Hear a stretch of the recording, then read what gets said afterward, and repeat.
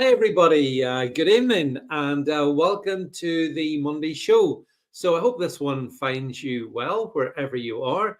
We're putting this one out on across the universe. Really, we are on X, we're on Getter, we're on Rumble, we're on Facebook, and we're even for the extra lols over on YouTube. So, as I said, wherever you are and wherever you're watching this on, I hope you find it interesting. We've got a lot of stuff to get through in the next 60 odd minutes or so. So, I hope you will bear with me as we get going. Now, but before we get into the main topics, right? I don't know if I just was looking there before it came on air. The main news in the UK I saw today is that, hi, Matt, all the way down in New Zealand, formerly the Jacinta Ardern re-education camp. I think is that what it was? I think it might have been. I hope things have got better for you, Matt, down there. Hello there, rightism as well, accusing me of my defense of Israel is becoming untenable. I haven't even spoken about Israel. What are you talking about? My defense of Israel is untenable. Did you see the news that apparently a state of emergency has been declared in Birmingham? Have you seen that? And in case those of you have been living under a rock, there's been an ongoing, Birmingham City Council basically went bankrupt or whatever, left-wing run. And so I think the consequence is that the streets are piled with rubbish and there's rats running around. But that's not, hello, Donny girl, aloha, all the way to my friends out in Hawaiian Islands. Basically Birmingham is actually the perfect set for a post-apocalyptic world. That's how I see Birmingham. You know, it's like people wonder, well, what would life be like if they dropped a nuclear bomb? Birmingham. The last time I was in Birmingham was probably about 5 years ago, pre-COVID times. And it was a dump then as well. It was a real dump. And I can remember I was over there round about Christmas, it was just pre-Christmas. And I remember going into the Christmas market. Now this is probably 2019 or so. And even then they had the diversity barriers because remember, diversity is our strength. So I remember that about Birmingham. And of course, since then, it's gotten worse. So anyway, a state of emergency has been declared, which I think means that the council accelerates the amount of rubbish that they pick up. I think that's what you think state of emergency means something dramatic. It doesn't. It just means that yes, Jed, I don't mince my words. It just means that. But by the way, if you're watching this in Birmingham, it's a lovely place. Can I just say? And anyone that says anything to the contrary, I would call them, absolutely scurrilous, if not defamatory behavior against the good people of Birmingham, twinned with Nagasaki. So anyway, so I saw that, and a bit of a chuckle to myself about that. But of course, there's been a lot more help happening in the world. I think we got a picture of. I think we've got a picture of this rubbish in Birmingham. Yeah, there we go. Look at that. You couldn't make it up. But that's a normal day in Birmingham, folks. Don't be thinking there's anything strange about that. Well, maybe there is. I think the rats have got a bit bigger in Birmingham. Oh, there's a lot of rats in Birmingham, but we'll not go into that. So, So anyway, let's get on to the main topics I wanted to chat to you about tonight. Was a big story that broke earlier today, and that is concerning Marine Le Pen. And did you see that in true European Union fashion? What have they done? Well, they've basically told her you cannot stand in the 2027 French presidential election. Why is that? Well, she might win it. So she's been found guilty of potentially winning the 2027 French presidential election. Therefore, she's been barred. She's been sentenced to 4 years in prison. That will be deferred, I think, to 2 years. But she won't actually go to prison. I think she has to wear, one of these bracelets or whatever. So Donny Girl says, looking at Birmingham, she says, "Wow, that's worse than New York City." Yeah, I think Birmingham aspires to be an even bigger bleep hole than New York City, and well on the way to being that. But here is the news. Yes, there we go. Marine Le Pen. She is leading in the opinion polls. She's ahead of Macron. We'll just bring it up there a wee bit bigger. Um, but yeah, she has been handed. Actually, yeah, it's a 2-year prison sentence.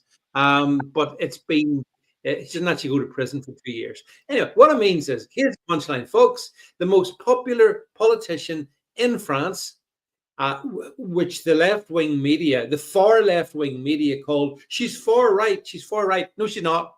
No, she's definitely not far right. Anyway, she is guilty, and therefore she cannot stand in the 2027 election. Therefore, there can be no change. Now, I think something like I think it's about 10 million people, 7 to 10 million people basically supported her party, and now they won't have anyone to vote for. So do you see how this works? So we'll just talk a little bit more about France, and then we're going to expand the topic a little bit here. But in the first instance, so the French have determined that they found her in breach. I don't know if we've got the details yet. They found her in breach of some financial shenanigans, and because it's so severe.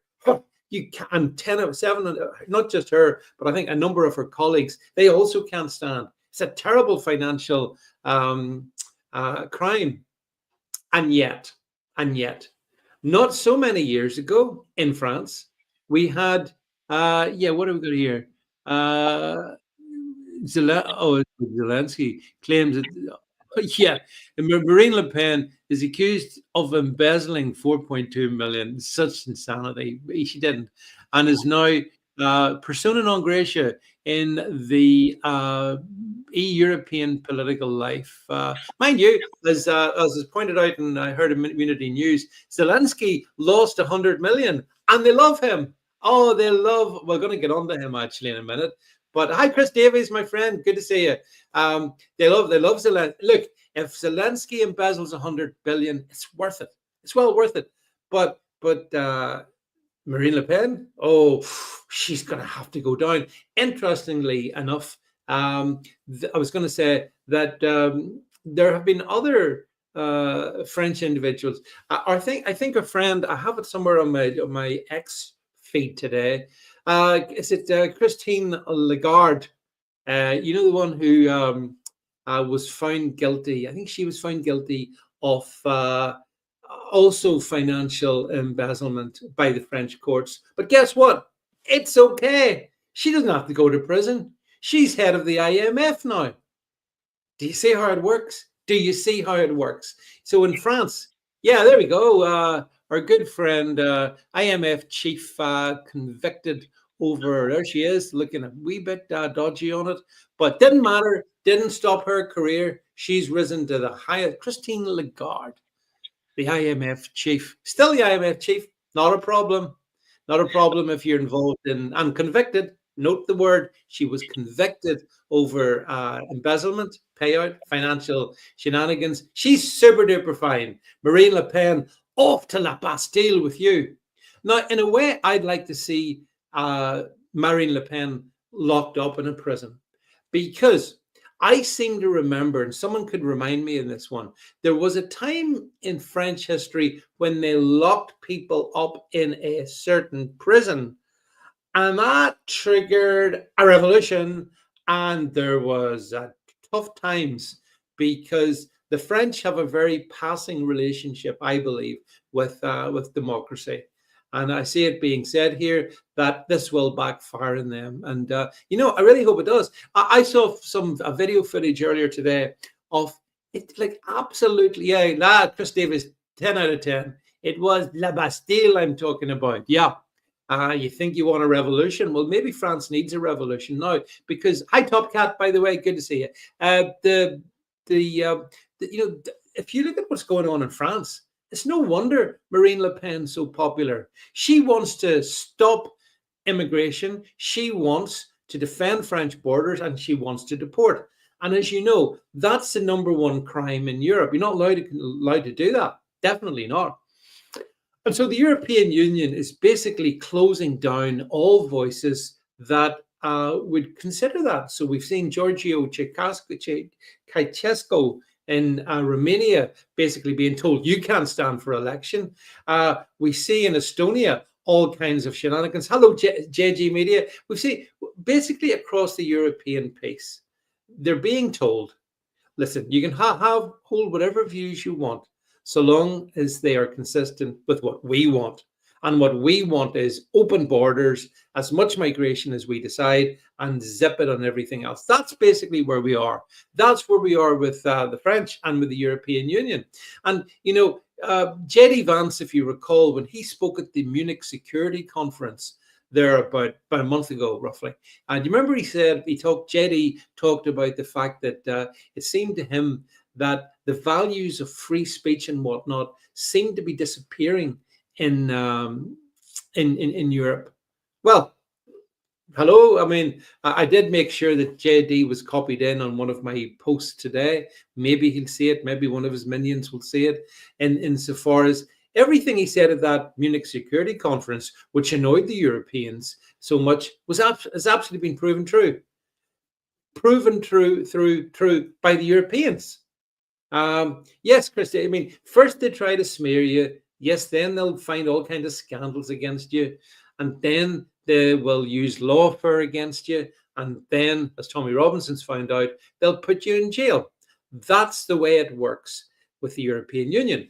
Now, when you see this shocking collapse of democracy in France and more broadly across the EU, does that make you wonder, how come Keir Starmer would like the UK to be closer to the EU?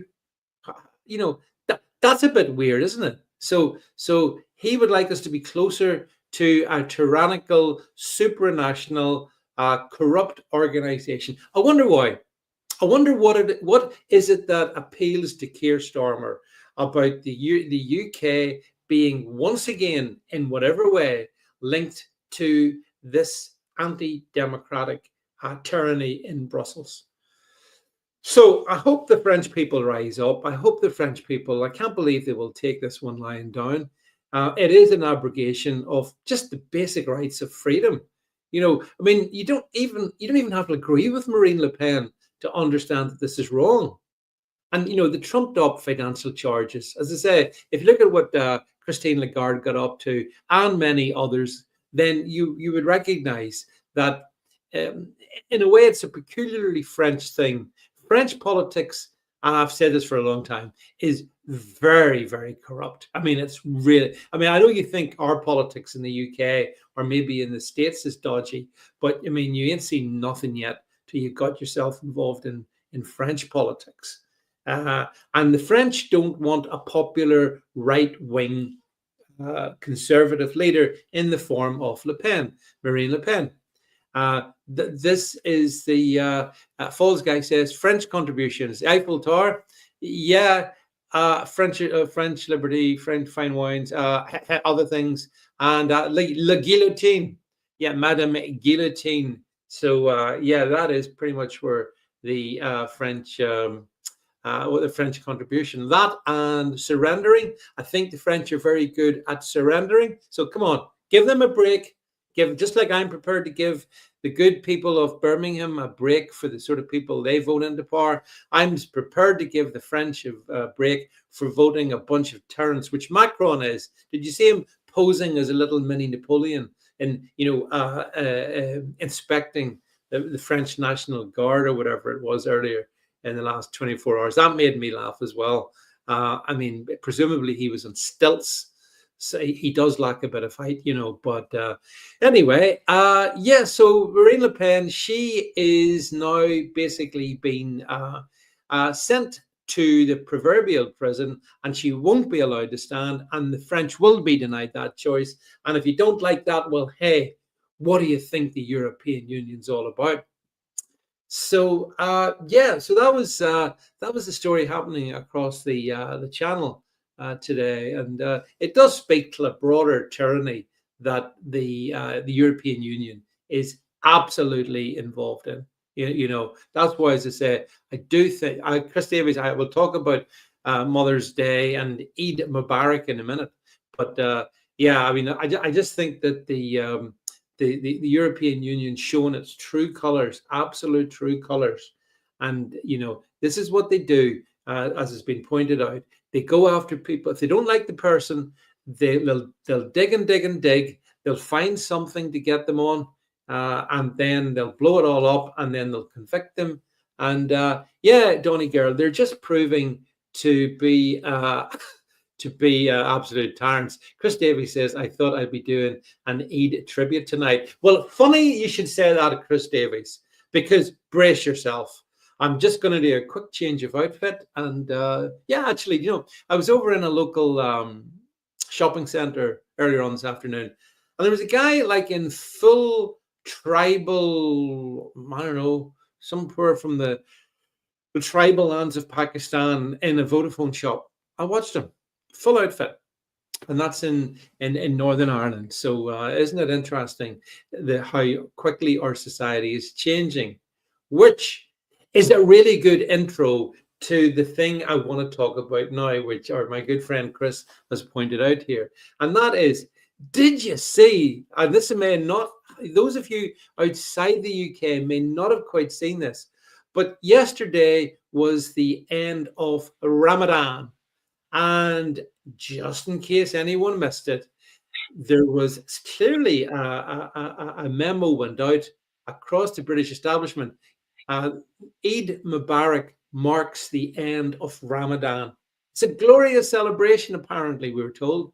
And I put up a Substack in this one. And I just wanted to share with you guys. I mean, I was stunned, to be quite honest. The just about every British institution was posting on social media yesterday, have a great Eid Mubarak. Eid Mubarak this, Eid Mubarak that, Eid Mubarak the other. So just we're going to walk, I'm going to bring them up here in a second on the screen. Like, for example, here's the British Labour Party yesterday, which was, by the way, Mother's Day. Yesterday was Mothering Sunday here in Britain. Mothering Sunday. So here's the Labour Party. The Labour Party wishes a happy and healthy Eid al-Fitr.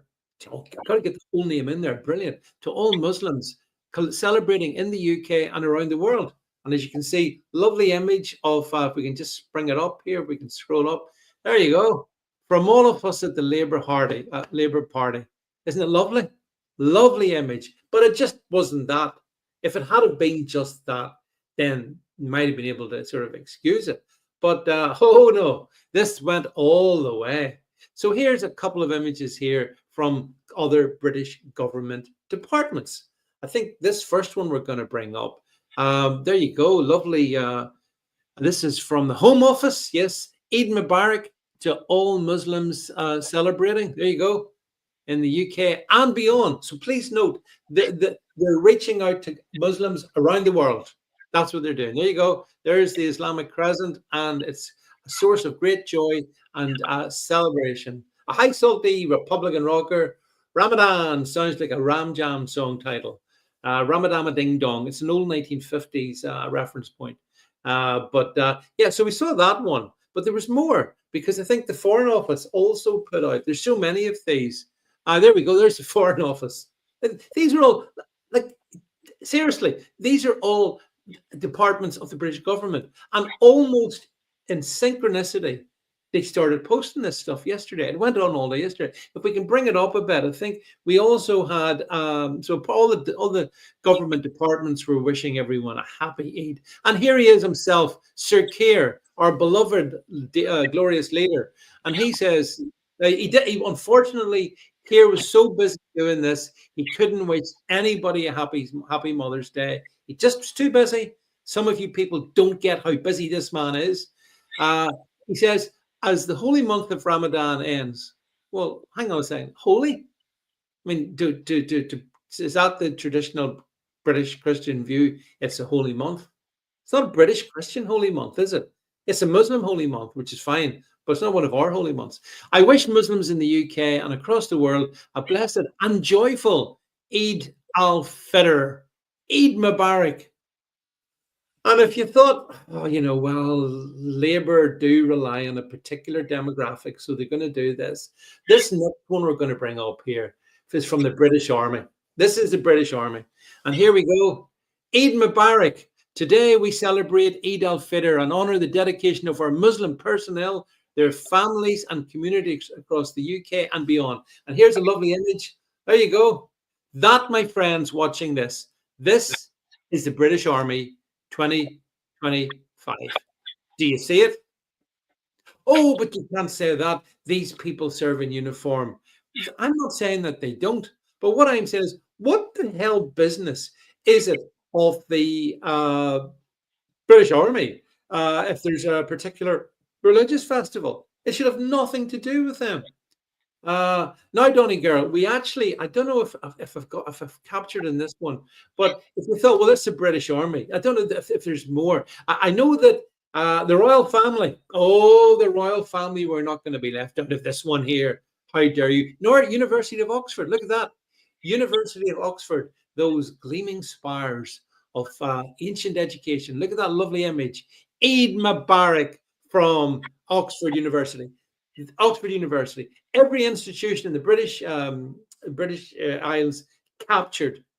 I actually, the royal family, maybe when I'm talking, Jed might be able to find this one. The royal family tweeted, it's shocking as well, wishing out all Muslims a happy Eid Mubarak.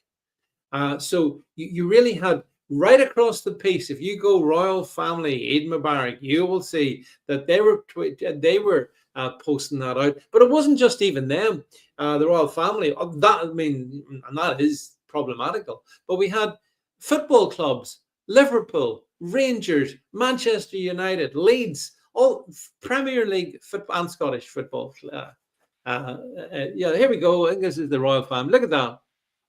So there you go. The royal family are wishing a happy Eid Mubarak to Muslims celebrating in the UK and around the world. Notice the terminology, my friends. And this is something we saw back in 2020. It's cut and paste. It's cut and paste across the piece. The language being used is the same. And I mean, if anyone watching this would like to correct me, my friend Chris Davies is saying Rebecca Butler's in currently in GB News. Who's watching that controlled opposition? Chris, when you can watch the real thing here. But so listen. So what happened yesterday was this tidal wave went out across the whole of the UK, from the royal family through the government, through the institutions, sporting organisations, everywhere. Yeah, Leeds United, for goodness sake, Leeds United, a football club, is wishing everyone an Eid Mubarak. So you may say, what is Eid Mubarak actually? Eid Mubarak, it just simply marks the end of Ramadan.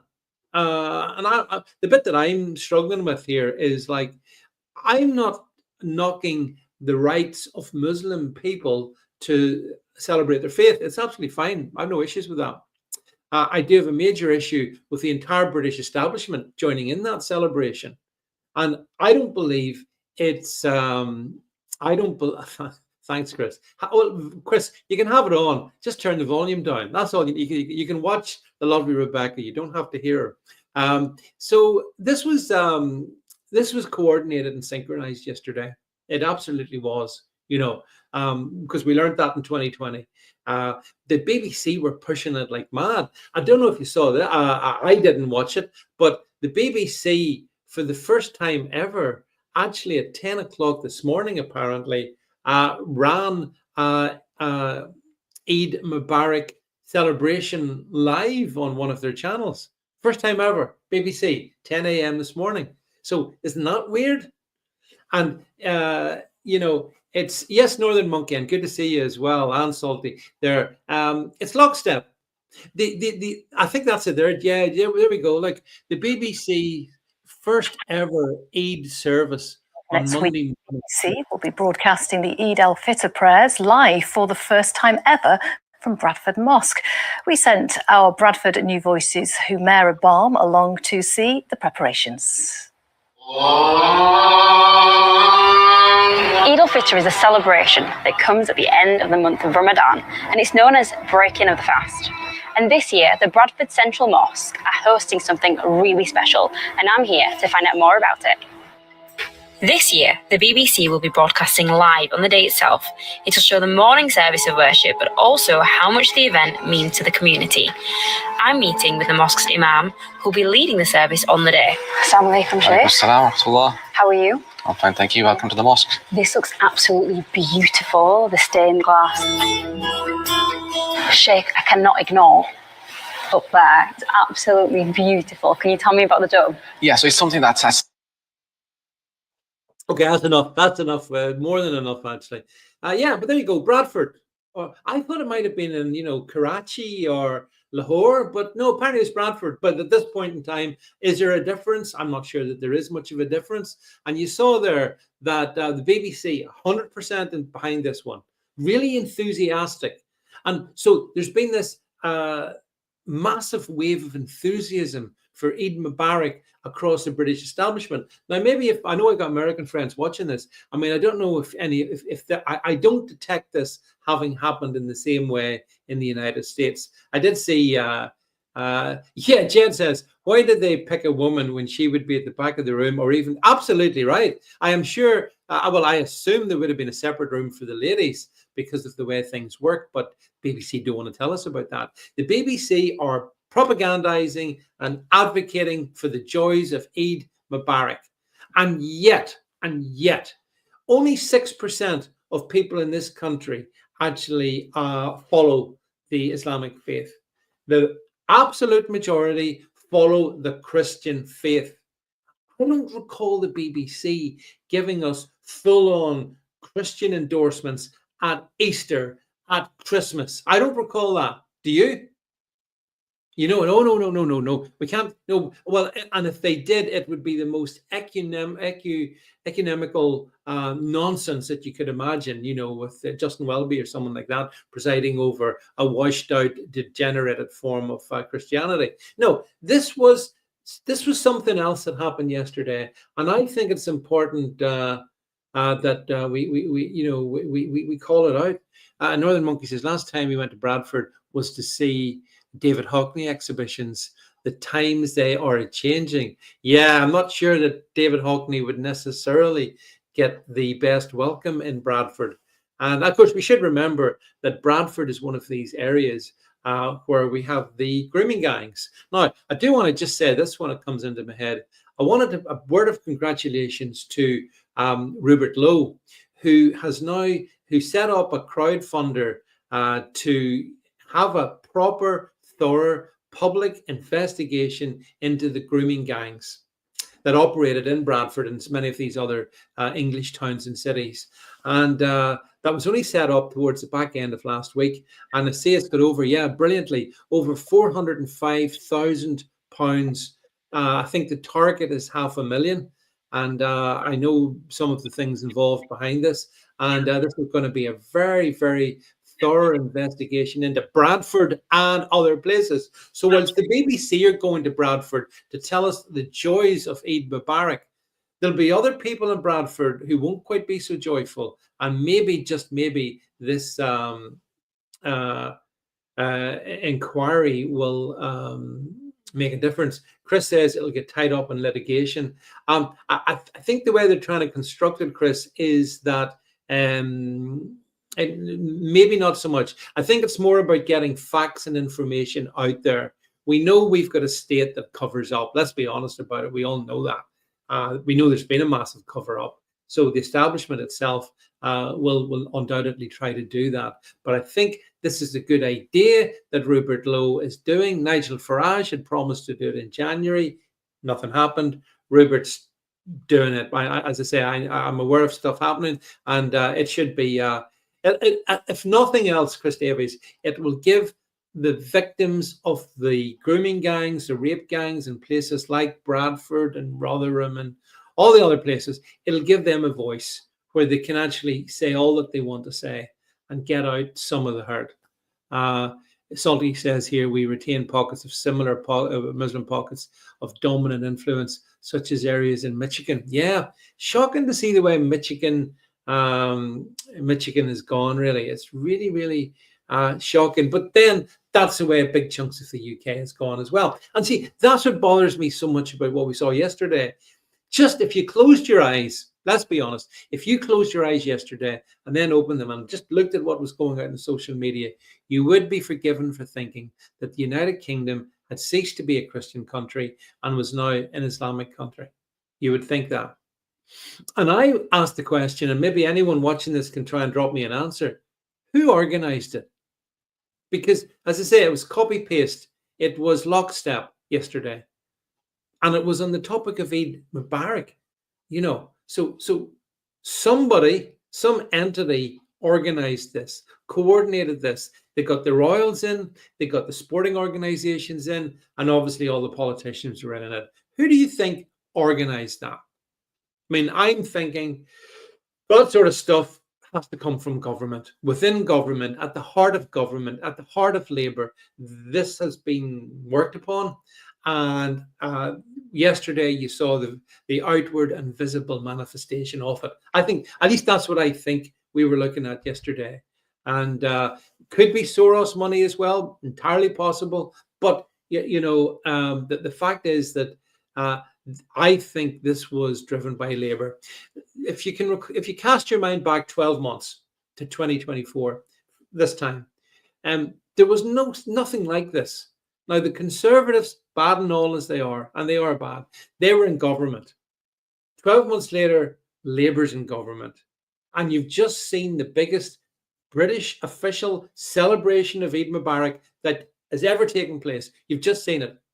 For example, where I live in Belfast, well, I don't live in Belfast, thankfully, but if I did, there was 2,000 Muslims gathered at a major sporting location yesterday to have celebration. And it was the number one story on the BBC News. The number one. Nothing else happened, apparently, that was more important than a couple of thousand Muslims celebrating Eid Mubarak. So Falls Guy says, does a GoFundMe or similar platform exist to aid Tommy Robinson? Yeah, I think you can contribute to help Tommy as well. It has to be said that just on this, Tommy Robinson has done more than many people to highlight the iniquity of these grooming gangs in places like Bradford and other places. So, whilst the BBC are telling us, oh, it's wonderful, look at this wonderful mosque, look at this wonderful celebration, there's the other stuff that goes on in the background that they don't want to talk about. And Tommy has talked about that. And obviously, as you know, he is in prison for contempt of court and likely to stay there for a while, I suspect. Yes, Salty, free Tommy Robinson. Chris says, Labour or WF puppets and it's NGO money. It's probably US aid money as well. I was very pleased, by the way. Did you see, just for me deviating as I want to do, did you see that Just Stop Oil, that most annoying agitprop communist organization who, they glue themselves to the road, they throw tomato soup over oil paintings in art galleries and such like. Did you see that they've decided that, they're going to have to wind the operation down? And I just was speculating, that's interesting timing. So Elon Musk and Doge take down US aid. I think it's going to be completely closed down, hopefully. And just like that, here in the UK, Just Stop Oil stops.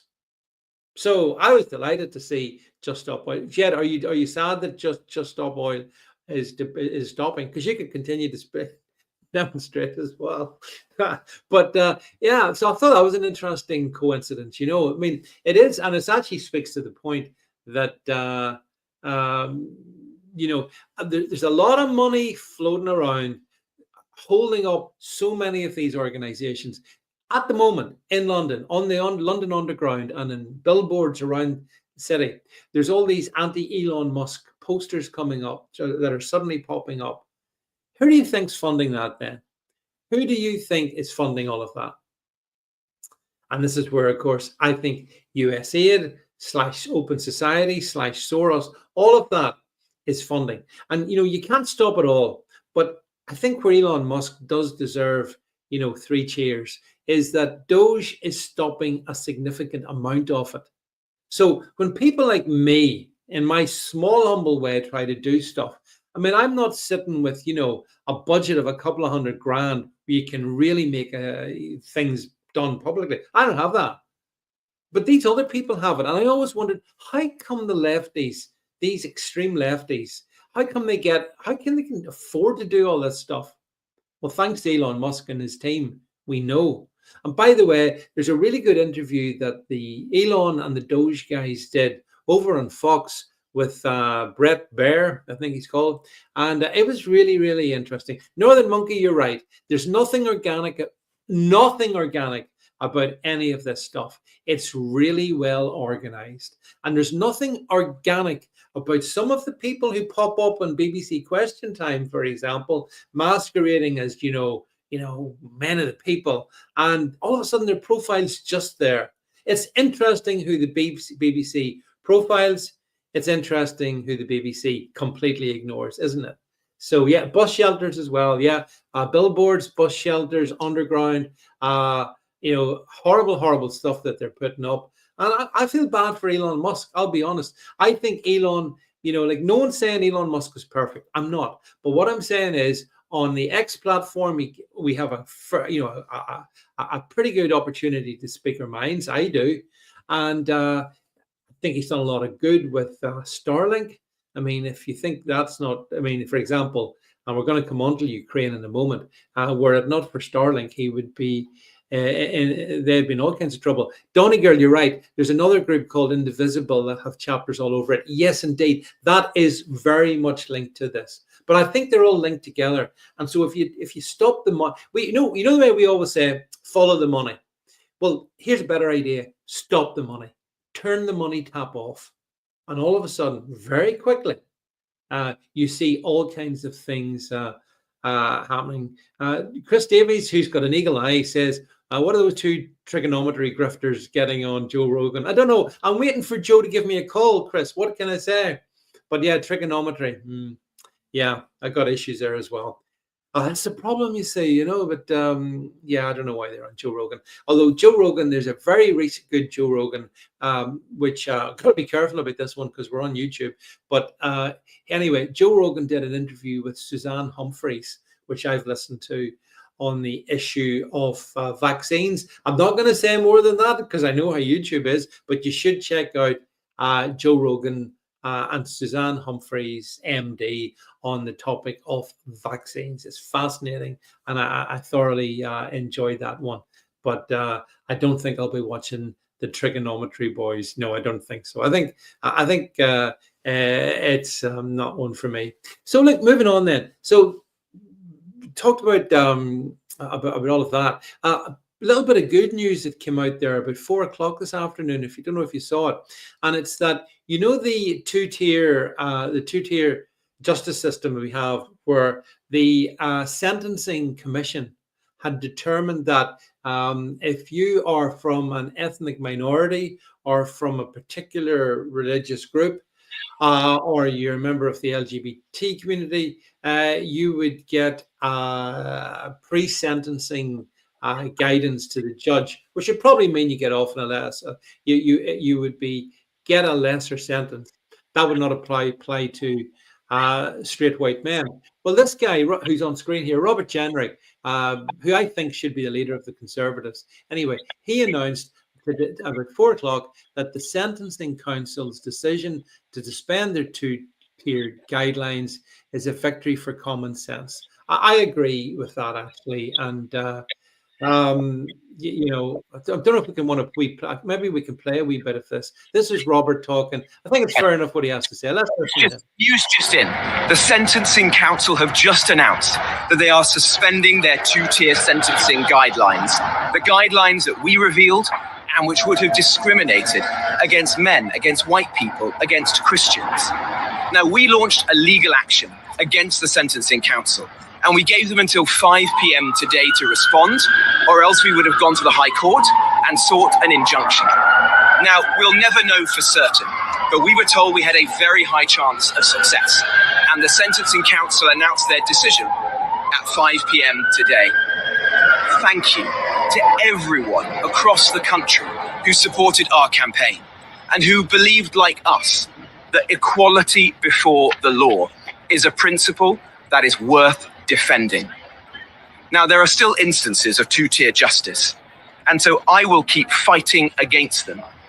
And we will keep fighting to ensure that we have the rule of law in this country and that everyone is equal before it, regardless of the color of your skin or your faith.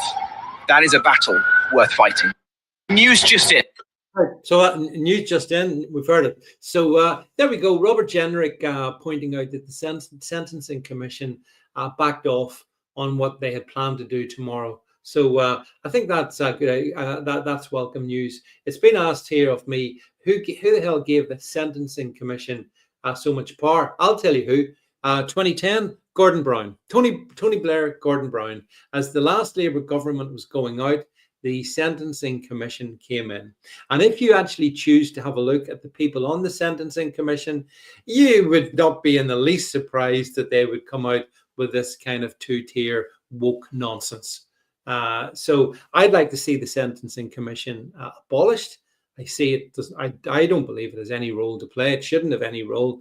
They are not our bosses. Yeah, the Supreme Court should also be abolished as well. Absolutely. Yeah. Again, same thing, folks.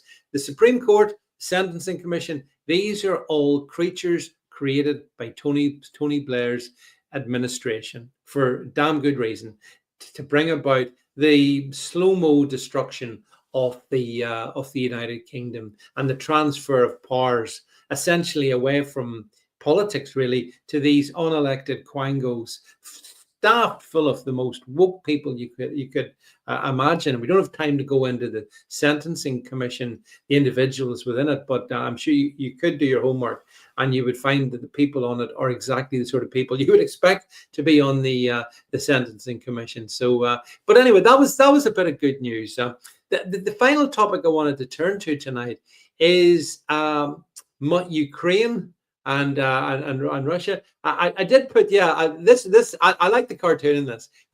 This is on Trump's apparently is peed off with Putin. Here's this is over on my Substack. I hope you do follow my Substack. Stuff goes out there every day, as well as all the podcasts, as well as all the other stuff. And I just like the cartoon. It's actually, this is worth reading just for the cartoon. But the point about it is that the media have been exultant. Well, yesterday they were exultant because Trump was saying he's pretty much pissed off with Vladimir Putin, because Putin is suggesting that Zelensky isn't someone that you can trust and is not credible, and this is making life awkward for Trump. Now, I have to say, I completely agree with Vladimir Putin. Oh my God, you're a Russian bot, Vance. We always knew it. No, I just think that is it not obvious? Is it just me that Zelensky, as is pointed out here, is a complete scam. He's a midget scam artist, very successful scam artist. He scammed off, what is it, as we were saying earlier, 100 billion gone missing. Whoa, don't come looking to him. So anyway, I understand what Trump's saying about Putin, but I think Putin has got a really good point, several really good points. It's in that article, if you go and read it over on my Substack. Not least is, can you trust Zelensky to go along with that which is agreed? I understand that one of our friends of the channel, Brigadier General Julia Hartley-Brewer, was having none of it. Oh yeah, that's probably because she's in the front line. I assume Julia is in the Donbass as I speak, looking over the top, keeping an eye out for Putin. She's probably doing that. Probably, maybe she should be doing that, but nobody cares what she thinks. So Putin's supposed to be pissed off with Putin, and the media were loving this. They were going, yes. Well, it's about time Trump woke up. But then came today. And I put this up on my, I don't know if we can find it. It's on my X feed. Trump was, he was on a flight somewhere. And anyway, he was asked something about Zelensky, and you see what Zelensky did in the past couple of weeks. And again, it's all in that article. You should read that. Good article. Do you remember when Zelensky had his ass handed to him on a plate in the Oval Office with Donald Trump and JD Vance? Do you remember that? And he was made to literally, thrown out of the White House. Brilliant. Loved it. Loved it. And then he flew over to London to cry and be comforted by all the Eurocucks, all the Starmers, the Macrons, all of them, put their hands around Zelensky. And since then, over the last 3 weeks or so, he's getting bolder and bolder. Oh, he's so bold on it now. So what he said was that he thought that, he said this last week, but the mineral deal's off. The deal that he had done with the US was off, right? It's just off. And also that it needs to be linked to him being in Ukraine, getting into NATO.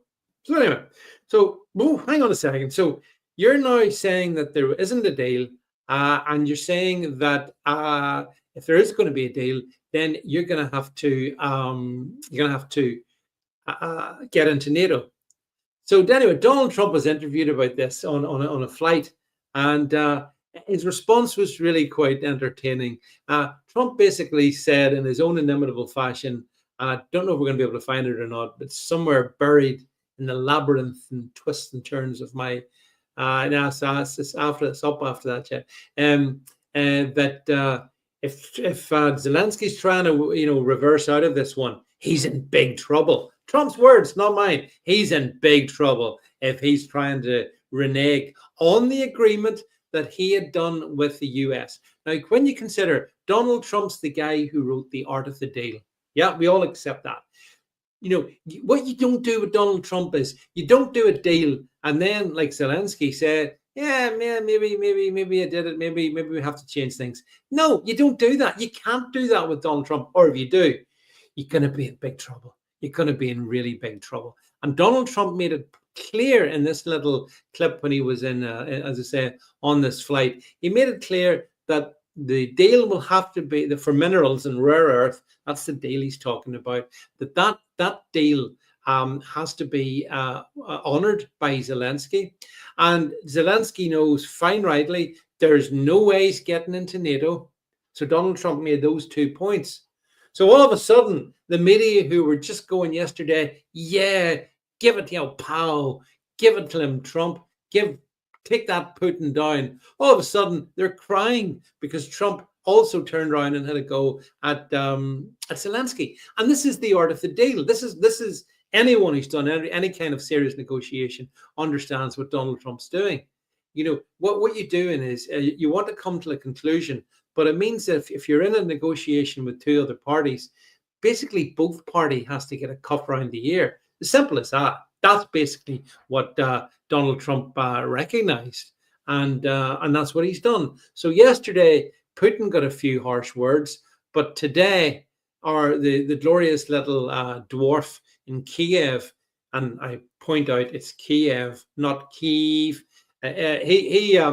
Trump basically explained to him a few facts, and this is the real problem I think we have. It is. I think it's going to be tough for Trump to get a deal, because hi James Jameson, by the way, nice to see you. The fact of the matter is that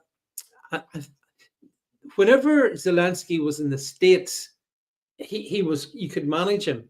The minute he got back to Europe, back to London, and then he's been in that security conference in Paris there last week, he suddenly, he becomes brave again. He transforms into the Hulk, and he runs around basically beating his chest, saying, "No deal over rare earth, no deal. We must be in NATO." And he does that here in Europe because the other, as I said, the Eurocucks, they let him away with it. So he gets away with all of this. If he dared say any of that stuff in the White House, he knows what would happen to him, because that's what did happen to him. So I'm not sure how we get to a sustainable peace in the region, because you've got an untrustworthy Zelensky. That's the truth of the matter. And so I felt some sympathy when Putin suggested, well, look, Why don't they agree to? I mean, I wrote this article. Why there can be no peace with Zelensky, and I believe I'm right in what I'm saying. It's difficult for sure for President Trump. It's very difficult, and Putin is nobody's fool. Vladimir Putin is a very wily character, but I think Putin will stick to his word. I don't think Zelensky sticks to anything that he says. And so, if you're in negotiation and the person you're negotiating with isn't trustworthy, what are you going to do? A Republican rocker says the ghost of Kiev is natural. We'll never forget the ghost of Kiev, will we? Or was it the songbird of Mariupol? Remember that? All these fantasy things that the MI5 in London were thinking and cooking up and giving to the authorities in Ukraine. Oh, did I say that? Yeah, Chris says that Zelensky will fly to Argentina. He may well. James says that Zelensky will fly to Argentina. He'll fly. I actually do believe, in a way, that Putin is right. I think if we got rid of Zelensky, and I think Ukraine can elect whoever they want, presumably someone who hasn't sent 500,000 of their sons to their early grave. If they elect whoever they want, and that person isn't the same con artist that Zelensky is, then I'm sure that things can be done. Now that seems to annoy Trump, but really, I mean, if I was Putin, I'd be saying I'm not agreeing, because at the moment, I mean, I'm sure you've seen the Russians have chased the Ukrainians out of the Kursk region, so the Ukrainian forces are in full-on retreat. Like, let's be clear about this one. That's why every now and again they pull off all these, they send in the drones, because in every other regard they're losing. Northern Monkey says to Republican rocker, Zelensky will be the ghost of Kiev if it goes wrong for him. Yeah. I just think that I can sympathize with what Putin's saying. I want to do a deal with someone who's going to be there. Because the other thing is, if you do a deal with somebody today and they're not there tomorrow, how do you know that the conditionalities will be the same? You don't. There's no way you can be sure. So you can say, well, I mean, I'm sure we've all been there, where you say, well, I agreed that with your predecessor, and the person you're looking at saying, well, look, that may be, but I'm here now, so you're gonna have to come up with something different for me, and like that's the way the world is. So I think Putin pointing that out isn't that unreasonable. Yes, I understand Putin's looking after Russian interests. I understand that, and I understand how Trump can be a bit frustrated. But I honestly think the main frustration should be directed at Zelensky. And that's why I wrote that article, why there can be no peace while Zelensky is Ukrainian president. Now, that's going to upset some people, but I really don't know why it is the role of the West in particular. Why is it the role of the UK to even be involved in this? Apart from the fact that Keir Starmer thinks this is good for his image. And that's like all of these conferences, all of this stuff presenting him as a war leader. It's so grim, it's so cringe that he just thinks, well, it helps me in the opinion polls, so I'll keep talking about our 100-year commitment to. I mean, he's made a 100-year commitment to Ukraine. Who knows if Ukraine's going to be there in 100 years? Can we get our money back? Did you put a clause in it like that, Starmer? Northern Monkey says, does Zelensky think the EU and US are fighting over who can help him to lose? Yeah. Well, I mean, it's pretty clear, I think, that Zelensky thinks that the Europeans are going to help him. And talking of which, did you see, just on the issue of the Europeans, this made me laugh. Did you see the rocket that the Europeans sent off? The Germans, I think, built the biggest rockets since the V2s that they built in World War II. They built this rocket, and it took off from, I think it was somewhere in Norway the other day. And it was hilarious. This was their, state of the art. This is them competing with Elon Musk and all the rest of it. And they sent this rocket up. It went up for 40 seconds, turned around in the sky, and plunged back down into the sea. Did you see that? That was hilarious stuff. That's who Zelensky is outsourcing his security to. Be under no illusions, Donald Trump calls the shots. U.S. military, U.S. intelligence determines everything in this region. Everything. That's why, to be honest with you, I don't understand why Trump doesn't just say to Zelensky, right, you're going to come to a deal. You're going to stick to the deal. I'm going to get Putin to come along to the same deal. And if you veer from it or deviate in any way, off goes the intelligence, and we know what that's going to do. So I think that that's what I would like to see happening. James says, watching Starmer play international war leader makes me physically sick. I'm glad you said that, James, because it does make me nauseous as well. It's grim what we're seeing from this the Starmer regime. And by the way, just on that one, we're in the final minute, so I'll just flip one more before we get to the end of the show. Did you see Starmer saying today? He had an article in the Daily Mail on immigration, and he put this article in saying, look, we know you're angry about immigration. You're right to be angry. I'm angry, and we're going to stop it. We're going to stop the gang. Chris Davies says, everyone knows the time. Hey, Chris, have one for me, my good friend. He's going to stop the gang. So you're going to stop the gang, so you told us that this last summer. And what I will say, the reason that all of a sudden Starmer is acting also, going to stop the gangs, we're going to crush the gangs, nobody's crossing the channel. I'm going to stop all that illegal migration. I'm going to stop it. They put it. Look at this. But this is a very telling ad. I wonder if we can zoom it up a wee bit. Just the image is all we need. This is what the sort of stuff they've been pushing out today. Labour is tackling illegal migration. Reform and the Tories voted against our plans. Right. What that really means is there is a by-election in Runcorn coming up for Parliament, and there's the local council elections in just over a month's time. And I reckon Labour are panicking because I think reform in particular do constitute a real threat to the Labour Party. Now, I think reform are weak on immigration, but they're still way stronger than I believe Labour or indeed the Conservatives.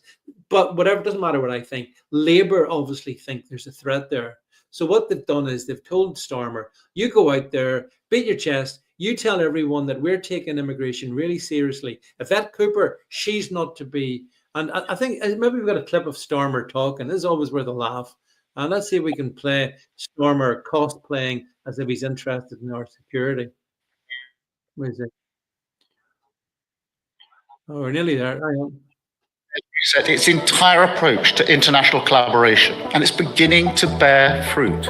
At the end of last year, a major operation by French, German, and British law enforcement smashed an Iraqi smuggling network with multiple arrests and the seizure of dozens of boats and engines.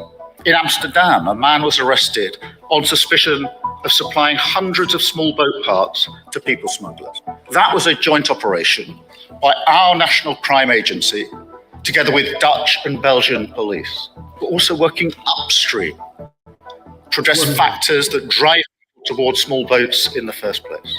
Working with the authorities in Albania and Vietnam on campaigns to deter those who are thinking about making that perilous journey. Because there's also nothing progressive about allowing working age people to come here illegally instead of supporting them to build their own economies, secure a better future. That's enough. That's enough. Can't take any more. And he's insane. He's absolutely insane. As Jed pointed out, they arrested one man. One man. Oh my God. That's surely it all over. That's surely the whole issue sorted. Listen, there have been more illegal migrants crossed across the channel in the first 3 months of 2025 than crossed in the first 3 months of 2024. So the numbers of illegal migrants coming into this country have gone up under Starmer. So this is all a con, absolute con. So much bull in 130 seconds, Jed. Absolutely right.